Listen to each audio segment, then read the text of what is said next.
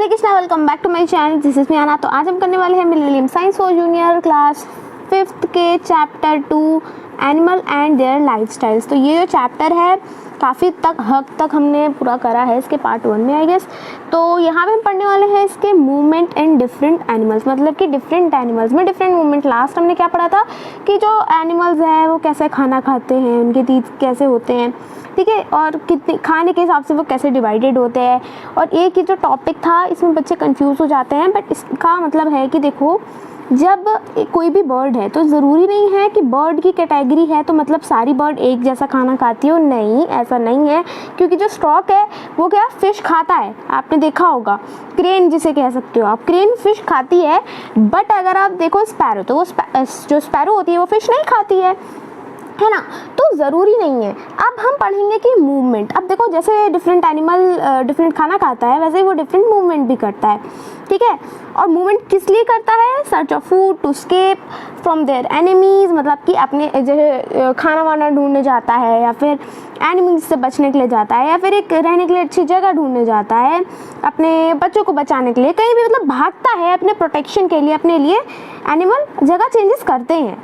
तो अब यहाँ पे इन्होंने हमें डिफरेंट टाइप्स दिए हैं मूवमेंट ऑफ ऑन लैंड, मतलब कि एनिमल्स जो लैंड पे मूवमेंट करते हैं। देखो टेरेस्ट्रियल एनिमल जो होते हैं वो लैंड पे देखो लैंड के मूवमेंट पे भी बहुत सारे टाइप के होते हैं। अगर हम देखें तो ये देखो हमें यहाँ पे देखने को कितने मिल रहे हैं।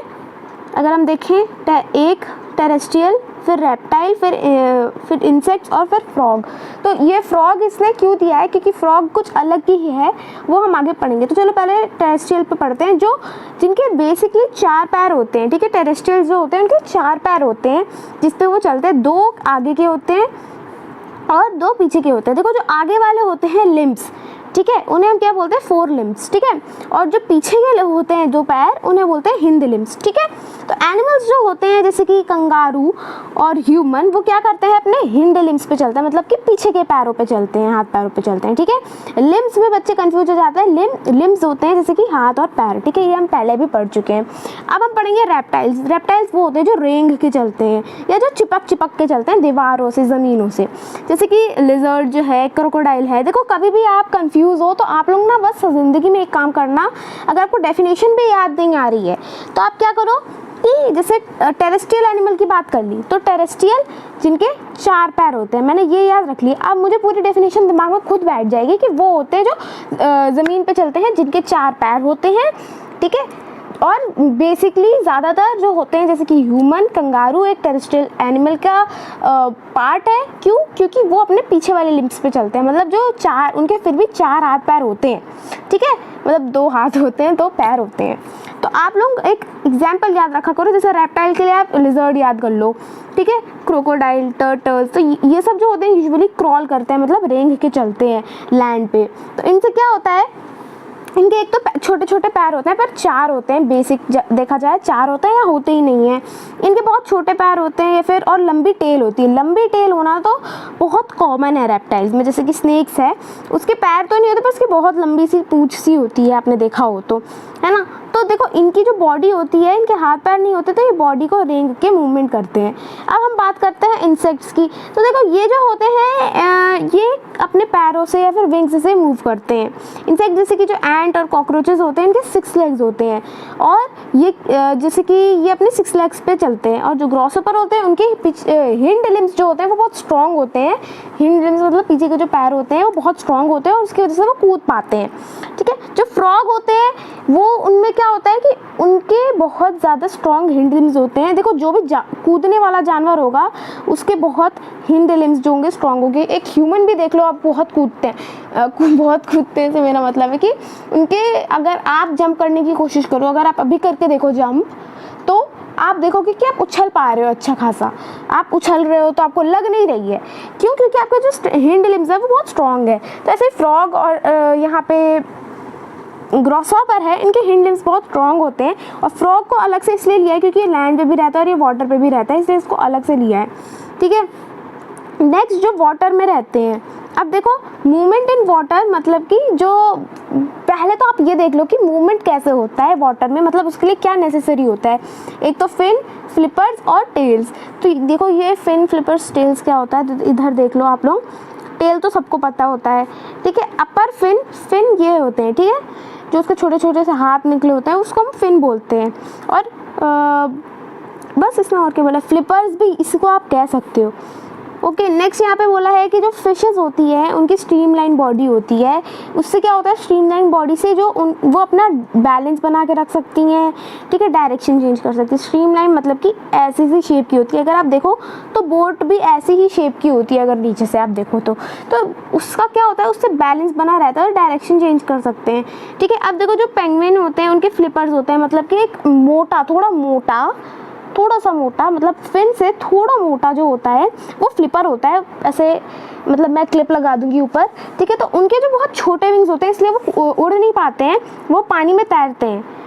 क्यों? क्योंकि उनके पास जो फ्लिपर्स होते हैं, ठीक है। फ्लिपर्स से क्या करते हैं वो फ्लिपर्स, वैसे तो उनके पंख कहते हैं उन्हें, पर जो उनके पंख है वो इतने छोटे हैं और उनकी बॉडी जो इतनी बड़ी है तो इसलिए वो उड़ नहीं पाते, इसलिए उनके पास फ्लिपर्स है, तो वो फ्लिपर से पानी में तैर सकते हैं। और देखो जो फ्रॉग यहाँ पे भी आ गई, क्योंकि फ्रॉग लैंड पे भी रह सकता है और वाटर में भी रह सकता है, ठीक है। तो फ्रॉग कुछ अलग ही है, ये हम पहले भी पढ़ चुके हैं, 4th में भी हम पढ़ चुके हैं। अगर नहीं देखी आपने 4th की वीडियोस भी आप लोग बीच बीच में देख लिया करो। ये मत सोचा करो कि भाई मैं तो 5th में आ गया, अब मैं ऐश करूँगा, अब तो मुझे 4th की चीज़ें पढ़ने की ज़रूरत नहीं है। ऐसा नहीं है, क्योंकि कुछ चीज़ें होती है जो हम भूल चुके होते हैं, रिवाइज कर लिया करो, ठीक है।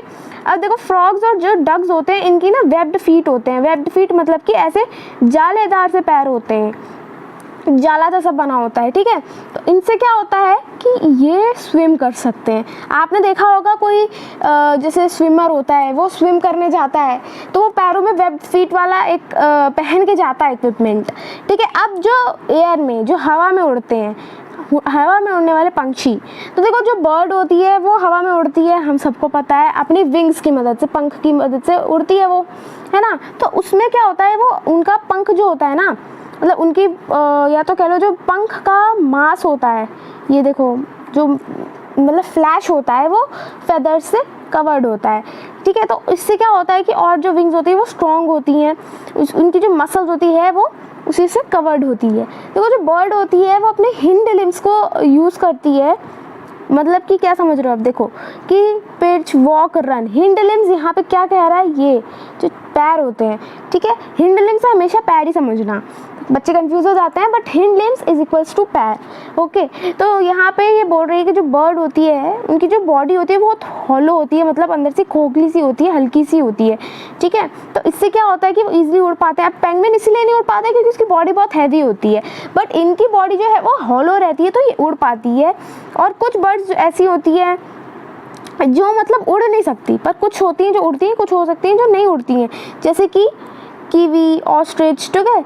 और उसमें से एक पेंगुइन भी है, ठीक है। तो इनकी जो बहुत बड़ी बॉडी होती है और इनके पंख जो होते हैं वो उनके लिए छोटे पड़ जाते हैं, तो ये उड़ नहीं पाती हैं, ठीक है। कुछ इंसेक्ट्स होते हैं जो उड़ सकते हैं, ठीक है, जैसे कि बटरफ्लाई, बी, हाउस फ्लाई, तो ये सब हमारे घर में आते ही रहते हैं, इनके हमें दर्शन होते ही रहते हैं। इंसेक्ट्स के तो बहुत ज़्यादा होते हैं, अब तो बरसात का मौसम आ रहा है, अब तो और होंगे। तो ये जो है ना, ये हमें दिखते रहते हैं, इनके बारे में हमें पता है। इनकी ना देखो बोन्स भी नहीं होती और इनके फेदर भी नहीं होते, बस इनके पास विंग्स होते हैं। विंग्स क्या कह रहे हो, मतलब एक टाइप के पंख से होते हैं बस, उसमें फेदर वेदर नहीं होती, उनकी विंग्स में बोन और फेदर नहीं होते हैं, जैसे कि बर्ड्स के होते हैं उसके नहीं होते। और अब हम यहाँ पे पढ़ेंगे माइग्रेशन। माइग्रेशन क्या होता है, क्या कोई गेसेस हैं आपके पास? तो देखो माइग्रेशन से आप क्या समझते हो? माइग्रेशन का मतलब होता है कि मास मूवमेंट ऑफ एनिमल्स, मतलब कि बहुत सारे एनिमल किसी जगह पे जाते हैं तो वो माइग्रेशन होता है। अब उसके रीजंस हो सकते हैं, या तो वो खाना ढूंढने जा रहे हो, या फिर वो अनफेवरेबल वेदर, मतलब कि जैसा वेदर उनके लिए नहीं है। जैसे कोई एनिमल है वो दिल्ली में रह रहा है पर उसको वहाँ अच्छा नहीं लग रहा क्योंकि उसको वहाँ पे ठंड लग रही है, वहाँ पे जैसे दिल्ली में तो ठंडी हो गई पर सूरत में, गुजरात में नहीं होती है इतनी ठंड, तो अब वो क्या करेगा, वो इधर से गुजरात में चला जाएगा, ठीक है। तो अब क्या हुआ कि उसको वहाँ का वेदर पसंद नहीं था दिल्ली का, उसके लिए उस पर्टिकुलर एनिमल के लिए विंटर फेवरेबल वेदर नहीं थी, तो इसीलिए उसने अपनी जगह चेंज कर ली। मतलब कोई भी एनिमल जगह चेंज कर ले तो वो हो गया आपका माइग्रेशन, ठीक है। तो वो हो गई हमारी माइग्रेशन, नेक्स्ट यहाँ पे बोल रहा है कि और देखो वो वहाँ पे मैनी टाइम के लिए रह सकते हैं, मतलब लगभग 1 साल के लिए तो वो लोग रहते ही रहते हैं। अब देखो वीडियो जो है वो लंबी हो गई है, मिलती हूँ नेक्स्ट वीडियो में। Till then take care and bye bye. Thanks for watching. Hare Krishna.